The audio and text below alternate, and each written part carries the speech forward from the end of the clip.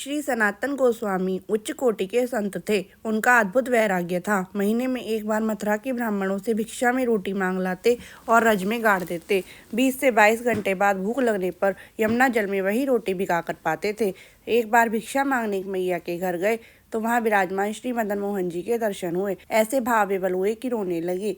मैया भी उच्च कोटि की भक्ता थी और ठाकुर जी उस मैया के साथ अनेक लीलाएं करते। जब जब श्री सनातन गोस्वामी तो उनका मन दर्शन के लिए व्याकुल होता तो उसी मैया के घर जाकर दर्शन करते रहते। वह मैया जान गई कि मदन मोहन जी के रूप में बाबा आसक्त हो गए। मैया बोली, बाबा इस काले से दिल मत लगाना, इसके उत्पात से मेरे नाक में दम हो गया है। ये बड़ा उद्यमी छोरा है, कभी धूल मिट्टी में खेलता है, कभी कपड़े फाड़ कर लाता है। मेरा सारा कुनबा संसार तो इसने छीन लिया। मैं अकेली बची हूँ, अब दूसरा कुछ हो नहीं पाता, केवल इसी के पीछे समय बीत जाता है। इससे दिल मत लगाओ बाबा। सनातन गोस्वामी बोले, हमारा तो वैसे भी सब कुछ छूट गया है। एक लंगोटी के बाबा जी हैं और इन्हीं से प्रेम करने के लिए तो ब्रज में रहते हैं। मैया बोली, तो बाबा यदि ऐसी ही बात है तो ले जाओ इस चंचल छोरे को अपने संग। ठाकुर जी को साथ लाई और आदित्य टीला पर विराजमान कर दिया। श्री मदन मोहन जी के लिए कुछ आटा मांग लाते और टिक्की बनाकर हाथों से उनको पवाते। एक दिन भगवान बोले, बाबा आपके हृदय में भाव बहुत है और उस भाव के कारण टिक्की में बहुत स्वाद आता है, पर थोड़ा नमक भी डाल दो तो स्वाद अधिक बढ़ेगा। अब सनातन गोस्वामी भिक्षा में नमक भी मांग लाने लगे। कुछ दिन बाद भगवान बोले कि बाबा टिक्की में स्वाद तो बहुत अच्छा है, परंतु बड़ा सूखा है, इसमें घी पड़ जाए तो सट्ट से गले के नीचे उतर जाएगा। सनातन गोस्वामी बोले, अब हम समझ गए कि तुम मायापति हो। कल कहोगे रसगुल्ला लाओ, परसों पकौड़ा लाओ, खीर लाओ। हम तो भजन करने के लिए बाबा जी बने हैं।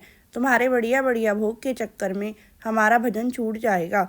इसकी व्यवस्था तुम स्वयं करो। एक दिन आगरा जाने वाले एक व्यापारी की लाहौरी नमक की नाव यमुना जी के किनारे अटक गई। बड़े प्रयास करने पर भी नाव नहीं निकल रही थी। एक बालक ने वहां आकर व्यापारी से कहा कि चिंता मत करो, यहाँ आदित्य टीला पर एक बाबा भजन करते हैं, उनका दर्शन कर लो, सब ठीक हो जाएगा।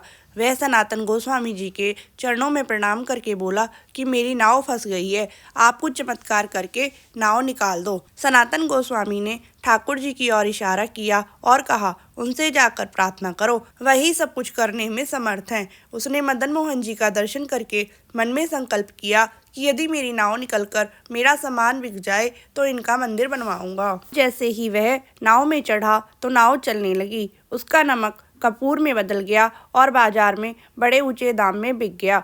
उसने ठाकुर जी के लिए लाल पत्थर का मंदिर बनवाया और 56 भोग नित्य लगे इसकी व्यवस्था भी कर दी। कुछ खेती की जमीन और गौएं भी थीं। ठाकुर जी की बड़ी भव्य दिव्य सेवा होने लगी, परंतु सनातन गोस्वामी की रहनी और वैराग्य में कोई अंतर नहीं आया। वे पहले की भांति ही भिक्षा मांग लाते और एक लंगोटी में भजन करते।